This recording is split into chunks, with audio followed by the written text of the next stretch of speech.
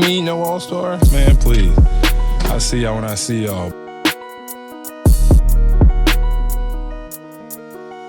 He's had to carry the Philadelphia 76ers on his back throughout most of the season. I just think he's been spectacular this year and he deserves it. He's my MVP.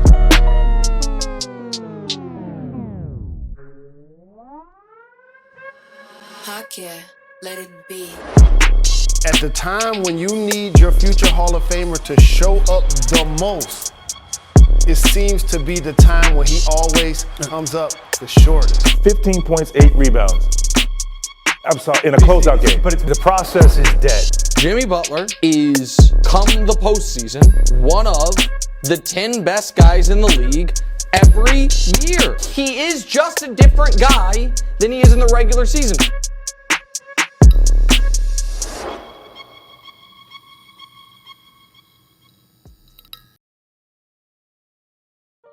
This season's playoffs have taught us a lot. That a pudgy Serbian really might be the best player in the world. That the Celtics should have probably just let Ime Udoka just do his thing. But more than anything else, it has shown us that there are some guys that are just built for the playoffs and some guys that fall apart in them. After being up 3-2, the MVP of the league lost 2 straight games with a chance to head to the conference finals for the first time in his career. While on the other hand, Miami's star, who wasn't even good enough in the regular season to make it into the All-Star game, has blazed his way to what is quite possibly the most improbable run to the finals in NBA history. The narrative of Jimmy Butler being a different beast in the playoffs isn't anything new. And unfortunately, neither is the narrative of Joel Embiid falling apart when the games matter most. And in both cases, the stats back it up. Butler has only averaged 22 or more points per game in his career 3 times, but he's done that 5 different times in the playoffs. In a regular season, he's never averaged more than 24 points per game, but in the last 2 playoffs combined, he's averaging 27.9 points per game over 34 games. For Embiid, in each of the last 5 seasons, except the one where he got swept in the first round by Boston in the bubble, his scoring and rebounding numbers have gone down when the playoffs hit. For his career, he's a 50% shooter from the field and 34% from 3, but in the playoffs, that drops to 46% and a measly 28% from behind the arc. And yet for some reason, he shoots more 3s in playoff games than usual, even though he's attempting less shots overall. These guys aren't the only examples, but they're 2 of the most prominent stories of this year's playoffs. I feel like the conversation around certain star players consistently not performing up to expectation in the playoffs is always that they choked. And it's understandable why. It's a compelling story narrative that's dramatic, one that the media can run with, and it's far easier to understand for the more casual viewer than the real truth of the matter is. Without a doubt, there is a mental edge when it comes to the pressure of a playoff game, and some minds are going to be better equipped for it than others. I'm not saying that choking under the pressure isn't real, but chalking some guys' careers up to just that is lazy and not taking in the entire story. The honest truth is much more complex than that. But first, I want to define who we're talking about. There are really 3 categories. Guys that take their play to the next level in the playoffs, guys that typically underperform in them, and guys that are about the same in the playoffs as they are in the regular season. We have our 2, Jimmy and Joel, already, but I think the poster boy for consistency in and out of the playoffs is Butler's finals foe this year, Nikola Jokic. He just does anything and everything Mike Malone wants him to do. Facilitate the offense during the regular season? Sure. Grab double-digit rebounds? Of course. Become a little less efficient shooting because I need you to put up more attempts in the playoffs? I got you. Turn those into 30 points per game? Easy, apparently. Other prominent guys like this I feel are Luka and Devin Booker. Their numbers stay about the same within the range of what you expect from them, but elevate slightly like you would expect from your team superstar in the playoffs. Joining Jimmy in the playoff jumpers are Kawhi Leonard, Jamal Murray, and Jalen Brunson. All guys who are impressive during the regular season, of course, but whose numbers jump significantly once in the playoffs. And the unfortunate souls I'm using as examples alongside Embiid are his teammate James Harden, Jimmy's teammate Bam Adebayo, Julius Randle, and Drew Holiday.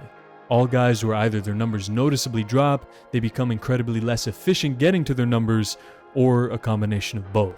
I thought about adding Sabonis and Garland, but I just think they're too young and don't have a large enough sample size to judge from yet. These guys have shown over the course of several years that their games, for one reason or another, don't translate well to the playoffs. Now, especially in the case of Randle, maybe they wanted more, I don't know. A weak mentality might be the reason why some of these otherwise all-star level players seem to crumble under the pressure of big games. But like I've been alluding to, there's probably more to it than that. And also more to why guys like Jimmy Butler and Jamal Murray look like completely different players in the playoffs. Guys like Butler and Murray, Brunson and Kawhi as well, all are far more passive during the regular season, far more likely to pass to teammates rather than feel the need to take over games. For some, like Murray and Brunson, that's because their role is to be the second option, to set up their star teammate. So more often than not, the ball is in their hands less. Ever since Kawhi Leonard left San Antonio, he's never really made the regular season a priority. So any opportunity he has to get the win while exerting as little energy as possible, he'll take. So you rarely see his true talent until the postseason hits. And Jimmy Butler is quite possibly the most passive superstar in the league today during the regular season. So much so, we kind of started to question whether he was even still a superstar. Again, he didn't even make the All-Star game this year. In all their cases though, it's not their field goal percentage that goes sky high. They just stay around their normal efficiency while taking way more shots. Of the 43 different players who averaged 20 or more points per game this season, Jimmy was the only one who managed to do it while shooting less than 14 shots a game. And he wasn't 43rd on the list either. He was 22nd. 43rd on that list was actually Jamal Murray, whose numbers jumped from exactly 20 points per game to 27.7 in the playoffs. Brunson's jumped from 24 to 27.8. Not because they're incredibly more efficient. In fact, Butler and Brunson's efficiency actually goes down in the playoffs. But because their roles become bigger. Their coaches know they can rely on them to go get buckets and take over games when they need them to. So they feed them the ball. Butler went from averaging 13.9 attempts per game this season to now almost 21. Brunson went from 17.5 to 21. Murray from 16 to 21.3. On the other side of this, the guys that get called chokers in the playoffs, I feel all have different individual reasons why their games fall apart. James Harden, especially in his prime in Houston, was never shy about shooting the ball, always in the top 15 in shot attempts. And that was fine because that's how they won games. Give the ball to James and let him go to work. But it's hard to take even more shots than he already does, like the playoff risers do. So when his efficiency inevitably drops because there's better defense in the playoffs, his box score is going to suffer. Drew is a great defensive guard and has shown he can score the ball, but over the past 3 years has shown when the defense gets tighter and you're asking him to be more of a primary option, he is not the same player.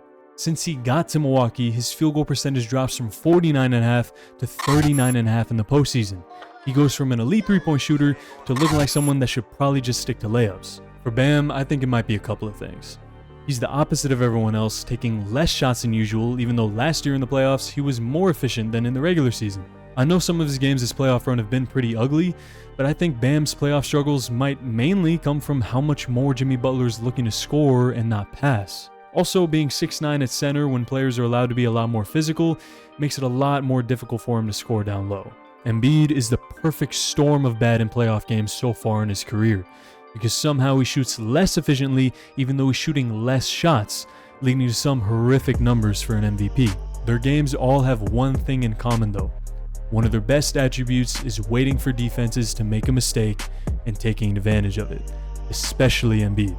The problem though is that playoff teams tend to have better defenses than the average NBA team, and those defenses are going to be far more motivated to be on their game in games that matter.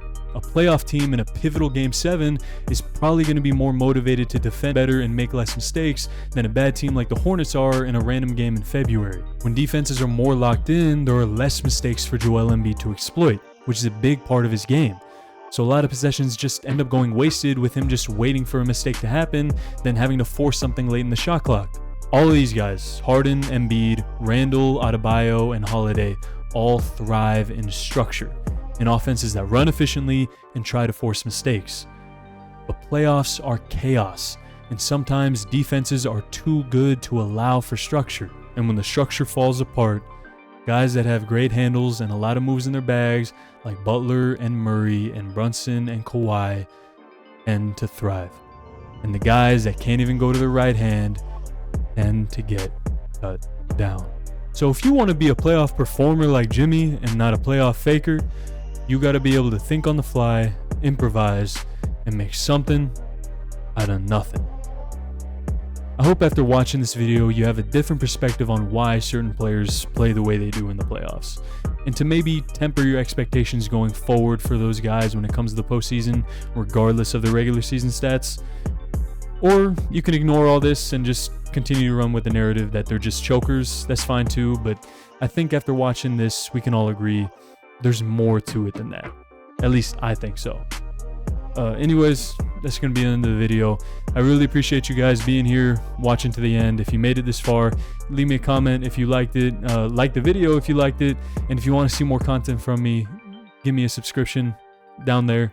Promise it's free. You're not going to get charged. It's free, and it really helps me out, really makes me happy. And what I really love to see is the comments down below. I love talking to you guys. Yeah, I appreciate you being here, and I'll see you later. Hope you enjoyed.